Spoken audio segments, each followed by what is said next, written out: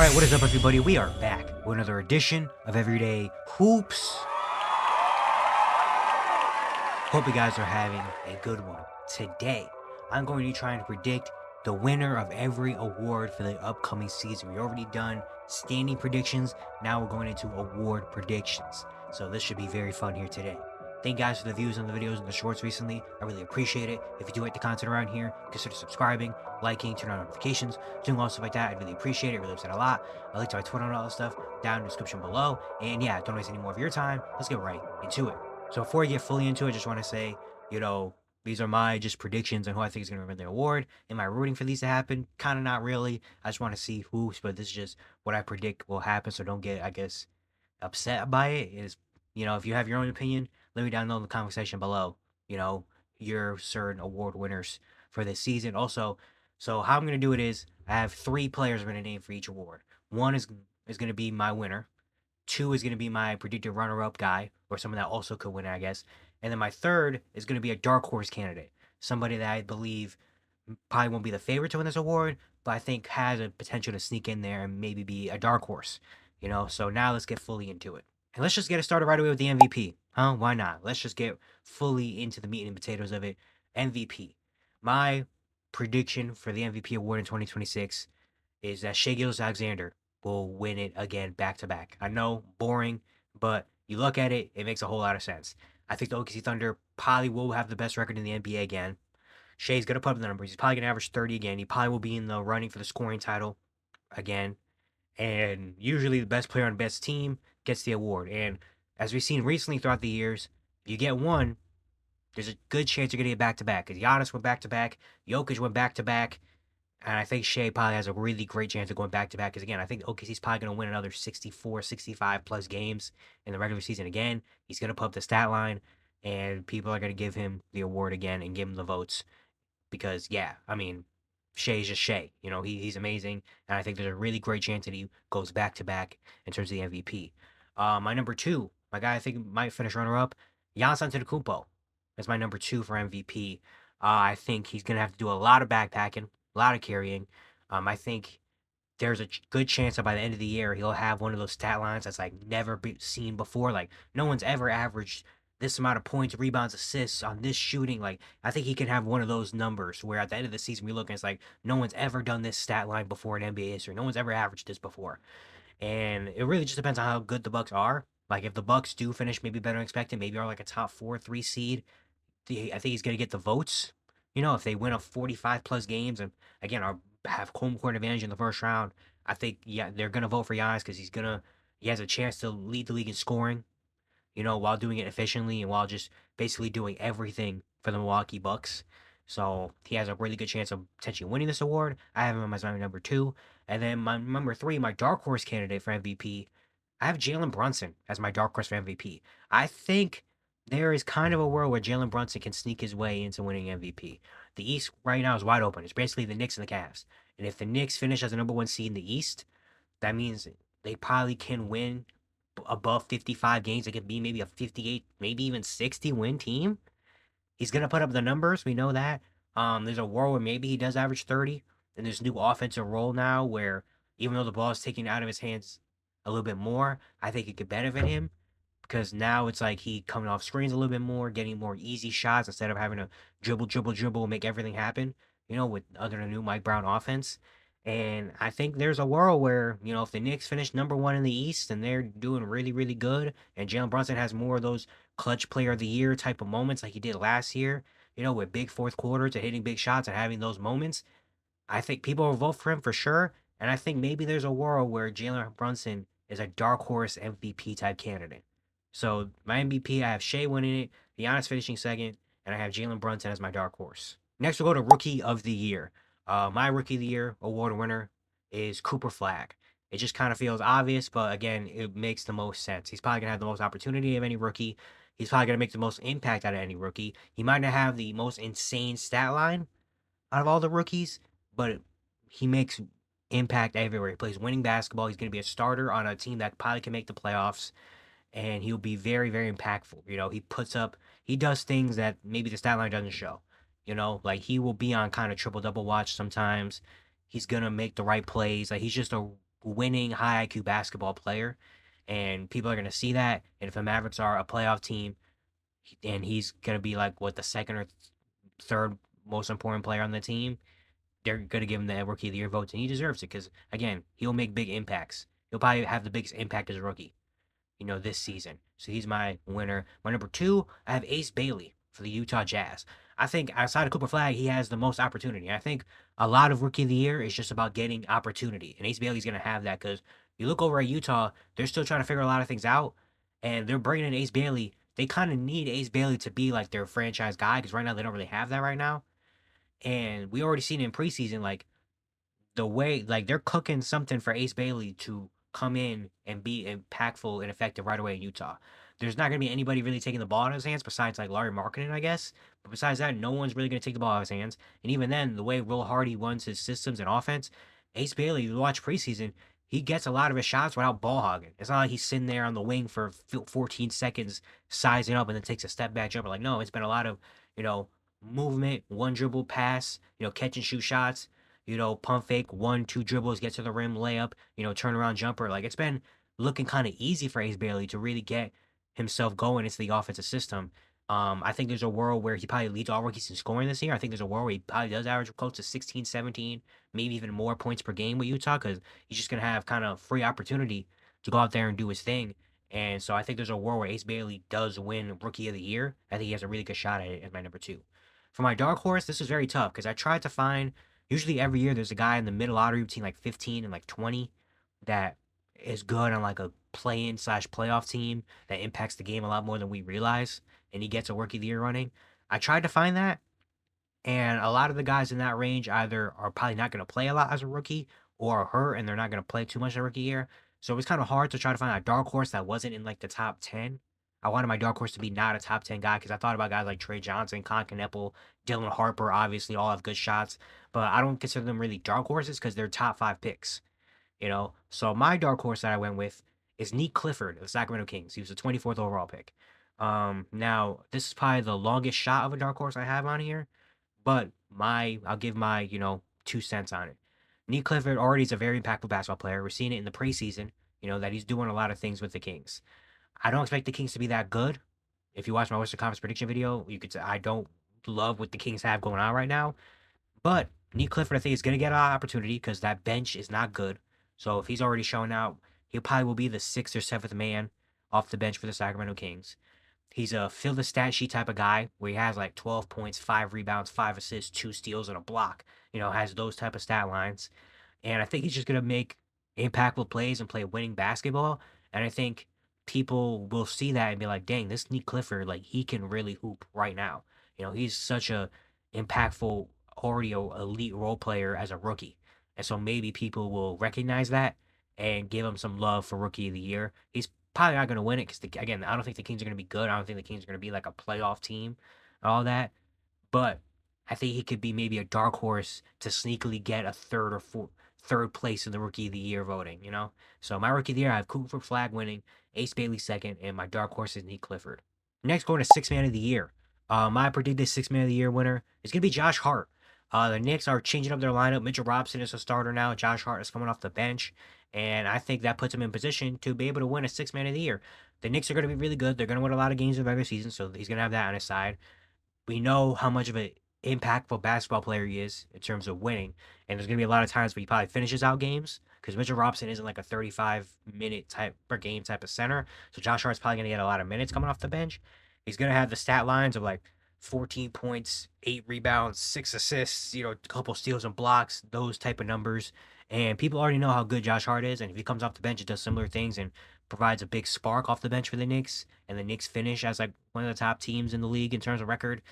They're going to give him votes. And I think there's a great chance that Josh Hart probably does win Sixth Man of the Year. Now transitioning to this new role coming off the bench. So he's my predicted winner. My second place, I have Naz Reid. He just is, always in there for Sixth Man of the Year. He's going to put up the numbers. He's going to make the impact. Minnesota fans love him. And he's just one of the better 6 men we have in the league.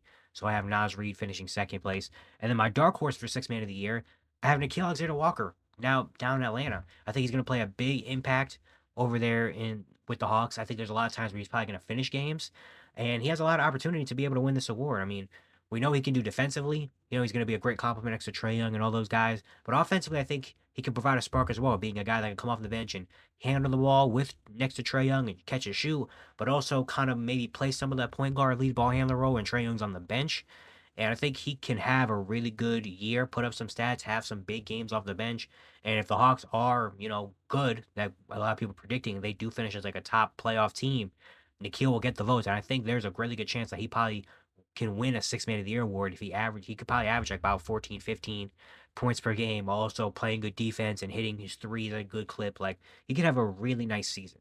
So I think Nikhil could put his name in the hat for that. So my Six Man of the Year, I have Josh Hart winning, Naz Reid second, I have Nikhil Alexander Walker as my dark horse. Next, going to Defensive Player of the Year, my winner, Victor Wembanyama. Not really much of a thought or a question about it. He was going to win it last year before the blood clots. This is probably the year he's going to do it. He's looking very, really good in preseason. We know he's probably the best defensive player we have in the league. He's the most impactful defensive player we have in the league. And he's probably going to win it because he's probably going to average about like 4 blocks a game. So Wemby, I got my DPOY. Number two, I have Evan Mobley, the winner from last year. He's going to get votes again. The Cavs are going to be one of the top teams, and he is like one of the sole reasons why the Cavs are one of the top teams in the league because Evan Mobley's defense is just, insane. I mean, the things he can do as a 7-footer with blocking shots, protecting the rim, guarding on the perimeter, getting steals. Like, he just does so many different things defensively. So he's going to get votes and probably going to finish runner-up. And then my dark horse, I have Amen Thompson. I think this is probably like the lightest of dark horses because he made all defensive first team, I think, last year. But I think he's a dark horse kind of because Wemby and Mobley are so like up here in terms of DPOY. But Amen Thompson is one of the best. You can make an argument he's one of the best perimeter defenders in the league. Well, he is one of the best perimeter defenders in the league. He just fills up the stat sheet in terms of steals and blocks, but also he guards some of the best players, on the other team. He just is everywhere, it feels like, defensively. And I think he's kind of a dark horse because the Rockets as a team can finish as one of the top teams in the league in terms of defensive rating. And I think if the Rockets do finish as the top 2 or 3 team in defensive rating, they will give a lot of credit and a lot of look at Amen Thompson. And I think he can get a lot of votes to maybe win a DPOY. It looks very unlikely because it looks like Wemby has this award wrapped up already. We haven't even played a minute of regular season basketball. But Amen probably could be a dark horse. So my DPOY, I have Wemby winning, Evan Mobley second, and Amen Thompson is my dark horse. Next, go to the most improved player of the year. My most improved player of the year award winner is Deni Avdija. If you've been watching the channel for a while, you know I'm a big Deni guy. I've been a big fan of his since last year when he was in Portland. I think he had a great end to the season last year, and I think he can improve on that and be really good this upcoming year. I think he put up triple double like stat lines, like 20 points, 10 rebounds, 6 assists with a couple steals. He does so much things on the court. He could be a primary ball handler. He can get to the rim good. His 3-point shot is really developed. His passing ability is really good. His defensive ability is really good. He just does so much of everything. I think there's maybe a conversation for him potentially being in the All-Star game. It's very unlikely because the Western Conference is super, super stacked. But one of my bold predictions, I had him making an All-Star game. And Portland has potential to maybe shock a lot of people. I didn't have them super high in my Western Conference prediction standings. That's only because the Western Conference is so deep. And I don't know how much trust I can put into a team that is still super, super young and still growing. But if the Blazers shock a lot of people and finish as maybe a play-in playoff team, Deni, I think, will be like the main focus of that team. I think Deni can establish himself as the best player on this team this season, and I think he has a really good shot of winning MIP. People are gonna see, dang, this dude Deni is like really good. He can do so many things on the court. So Deni, I have as my MIP winner. My second place, I have Andrew Nembhard. A lot of people predicted him to actually win the award, and I think has a good shot for it. No Tyrese Halliburton, he's gonna have a bunch of opportunity now, probably playing the really point guard role for the first time in his NBA career. We've seen throughout the playoffs the last couple years that he has big moments, he has game, and I think there's a good chance that with this opportunity, Andrew Nembhard comes out and he has a really, really good season and probably maybe wins the actual award. I have him as my second place runner up because he has a great shot at it. And then my dark horse candidate for MIP is Asar Thompson from Detroit. Asar is really important to the Detroit Pistons, honestly. I made a video about him, I think a month and a half-ish ago, an evaluation of Asar Thompson saying why he's like so important for the Detroit Pistons for the future and why I think he's really, really good. A lot of people talk about Amen because Amen is amazing as well, but Asar is really good too. Defensively, he's amazing. I mean, he guards the other team's best players so much, and he's amazing on the defensive end. And really, his offensive game, I think, could take a jump here. Last year his season got off to a slower start because he coming back from blood clots, so he missed a lot of the first half of the season and tried to really come into his own the second half of the season and become a starter late. So now I think hopefully with a fully healthy offseason, I think he grows off of the game. I think he can be kind of a game breaker like his brother Jimenez. Jimenez is a game breaker where he just does so many different things. Sarr can do that too. He can handle the ball. His athleticism is elite. He can get to the rim and score. He's a very smart player. He cuts very well. Having a guy like Kate Cunningham that gathers so much attention could really help him too. And I think Asar Thomas can have a really big breakout year for Detroit and maybe establish himself as like the number 2 guy in Detroit on a good playoff team. And people are going to see, oh, shoot, Asar Thompson's amazing as well. Not just a man. Asar is also on that level.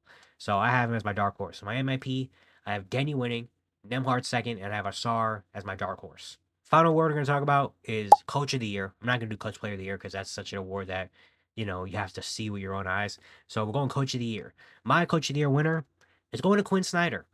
I predicted the Hawks to be a top 3 seed in the East. That kind of came out of nowhere for me.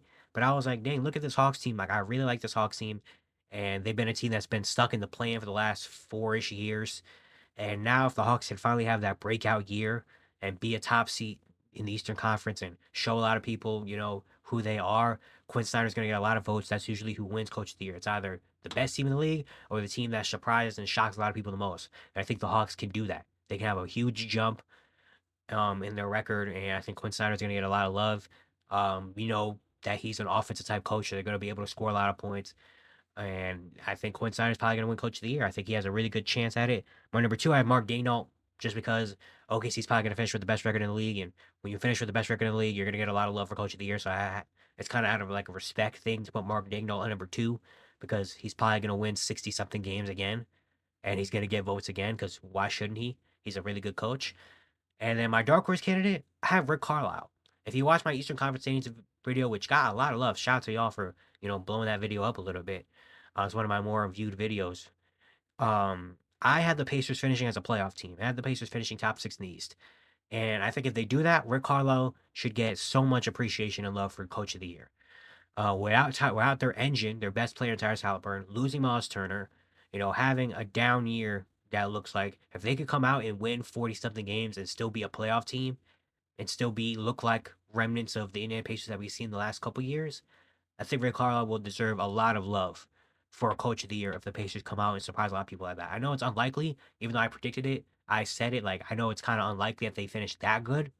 There's a chance where I talk about them similar to what I think about the Boston Celtics, where they're going to take like a step back a little bit, which I think they probably are in a sense. But I don't know. There's something about the Pacers team I still believe in. I don't know what it is, but I just still believe this Pacers team is going to be good, surprise a lot of people. And if they do that, like what I'm predicting, then I think Rick Carlisle gets a lot of respect for Coach of the Year. So my Coach of the Year, I have Quinn Snyder winning, Mark Daigneault second, and I have Rick Carlisle as my dark horse. So yeah, these are my award predictions in full. Um, I it's very interesting. I mean, the awards, it's always tough to decide before the season. We kind of have a little bit of a gauge, but you never know. I hope it's not as simple as some of these are. I feel like a lot of these awards for me were like Shea was so obvious, Cooper Flag is obvious, Wemby is obvious, which is not a bad thing, I guess. But I would like to see if maybe there's some more guys that come up and shock out of nowhere, and it's like, oh my God, how this guy's in MVP conversations? Like we haven't had that in a little while. So I'd like to see, once again, let me know down in the comment section below how you feel, what your predictions for some of your awards are. Give me some winners, give me some dark horse candidates. I love that. And yeah, just let me know what y'all think. But yeah, it's going to be it for today. Hope you guys enjoyed. Once again, if you like the content around here, consider subscribing, liking, turn on notifications, doing all stuff like that. I'd really appreciate it. It really helps out a lot. And yeah, I'll see you guys tomorrow.